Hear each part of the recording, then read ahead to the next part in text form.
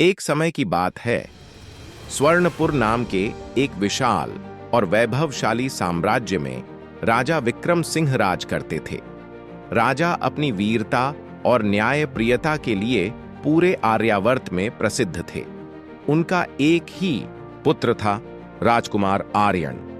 आर्यन स्वभाव से दयालु तो था, लेकिन राजमहल की सुख सुविधाओं के कारण उसे बाहरी दुनिया की मुश्किलों का जरा भी अंदाजा नहीं था।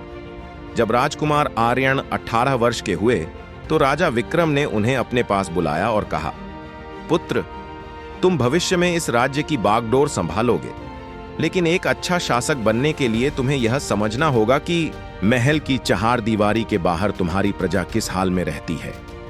इसलिए अगले 1 साल तक तुम्हें एक साधारण नागरिक की तरह राज्य के कोने कोने में भ्रमण करना होगा। आर्यन ने अपने पिता की बात शिरोधार्य की। उन्होंने रेशमी वस्त्र त्याग कर साधारण सूती कपड़े पहने और बिना किसी सैनिक या धन के अकेले ही यात्रा पर निकल पड़े। अपनी यात्रा के दौरान आर्यन ने वह सब देखा जो उन्होंने पहले कभी नहीं देखा था। उन्होंने चिलचिलाती धूप में एक किसान के साथ खेत जोता, जिससे उन्हें समझ आया कि थाली में आने वाला अन्न कितनी मेहनत से पैदा होता है। एक बार जब एक गांव में बाढ़ आई तो राजकुमार ने अपनी पहचान गुप्त रखते हुए हफ्तों तक कीचड़ और मलबे में काम किया, ताकि बेघर हुए लोगों की मदद की जा सके। रास्ते में उन्होंने व्यापारियों के झगड़े सुलझाए और भूखों के साथ अपना भोजन साझा किया।